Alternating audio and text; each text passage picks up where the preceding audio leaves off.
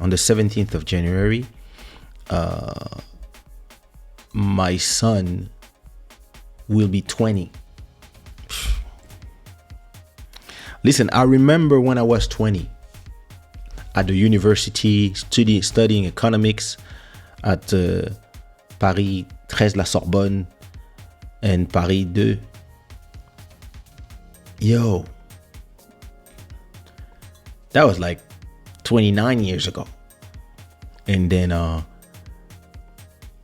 remember that my son was born in the middle of me recording the album It's Her Love. And at that time, I didn't know what I was. I had no idea how I was gonna do that. I remember calling my parents because I had just separated from his mom, and then she told me that she was pregnant, and I was just like, so first of all, we have to get back together. That was like the first thing that I said to myself, because of my education, because I was like, nah. But I remember the most significant part, of course, being at the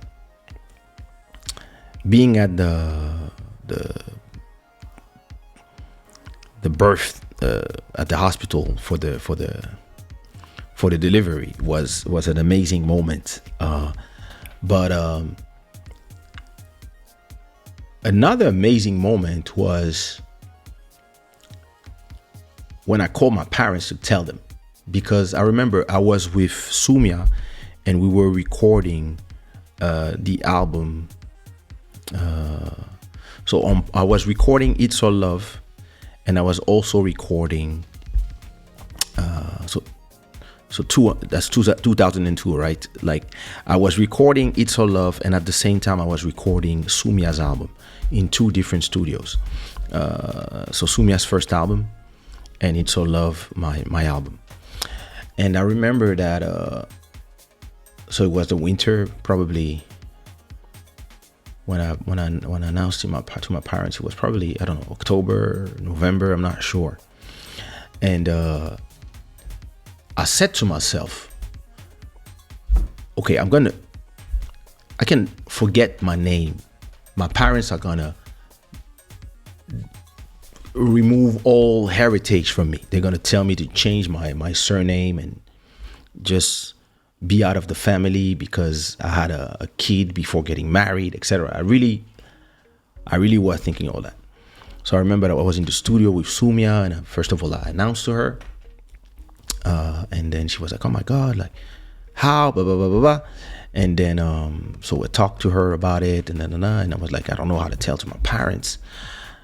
They're gonna be so disappointed in me, blah blah blah blah. And I mean, I had 2 albums already, but my career was, because I decided to be independent. So I was really in this thing where there was no Sony behind me. There was like, it was just me, just becoming,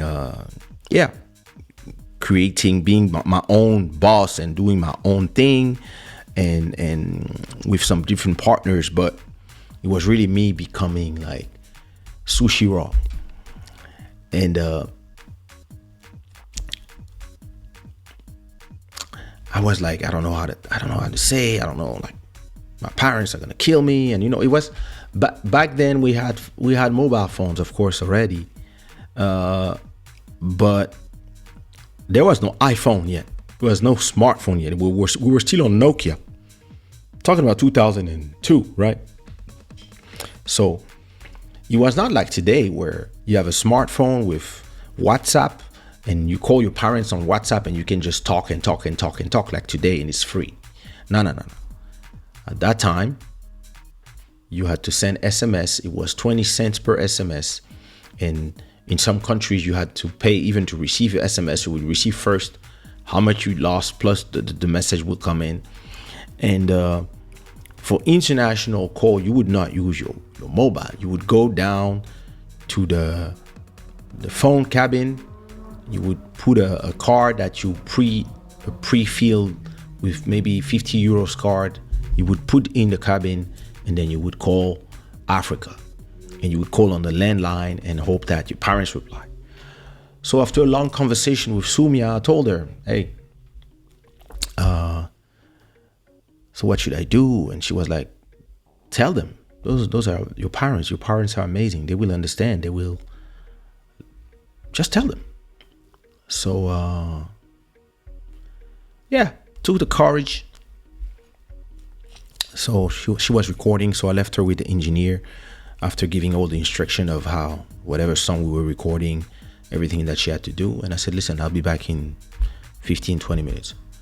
So I exit the studio, go downstairs, go find the phone line, which was like 10 minutes walk. And it was the winter, I remember it was. And I took my phone card, put in the machine, called Congo. So I called the main line. So we had an operator in the house that you tell them it's me, and then they pass you to the parents. So at a point, my dad answers. They give me my dad on the phone. So I call for you. Call the security. The security recognize me, and then give him my dad. And it's my dad on the phone. He's like, hello. And I'm like, oh. Hey, Dad. Hey, oh, how are you, my son? So, I'm fine. Hey, listen, I have a big news. And he's like, oh, what's going on? And I'm like, yeah, Vanny's pregnant. We're gonna have a son. And I really thought that my dad would yell. I really thought that, yo, I'm done. It's over. My life is over. He's gonna tell me, what did you do? And my dad was like, oh, but this is a good thing. Does your mom know? I said, no, not yet. And she was like, oh, congrats. Let me give you your mom. Hey, my son is like, hey, mom. Hey, so what's going on? What is the good news? I said, oh, Vanny's pregnant. And she was like, what? But you guys are not, ain't you separated or something? And I was like, yeah, but I mean, we'll figure it out. And she was like, yeah, but, oh, I'm gonna be a grandma. I'm so happy. Listen, oh, so good.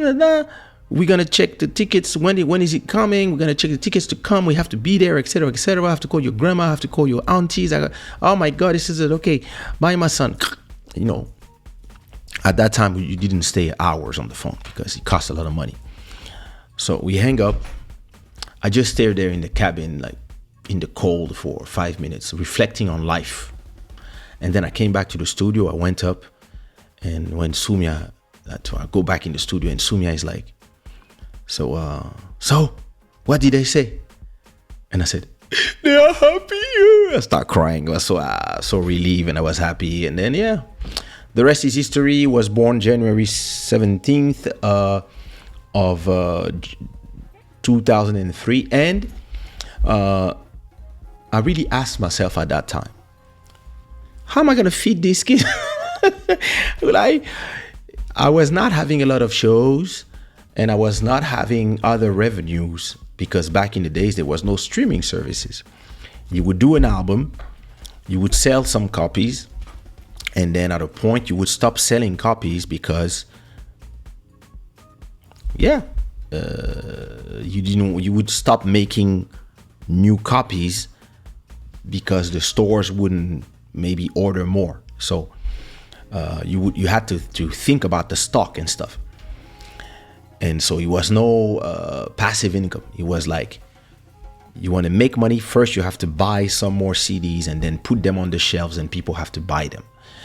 And the first 2 albums didn't belong to me because I was signed to Sony. So the first 2 albums, they made the money. I made 6 or 7% of that money. So it was not enough. it was enough to pay, yeah, maybe a year of rent, whatever. But after 98, 99, and now we're in 2002. So it's been four years. No, 99, 2001, 2. So it's been 3 years that I didn't do an album. And I was a little bit disgusted of the music industry. So I was like, hey, I'm done with these things. But I had no money. And I was doing some shows, one show maybe a month. I could pay one rent. I was doing some small stuff. But, it was like the first crossing of the desert. And yeah, I was asking myself, how am I going to feed that kid?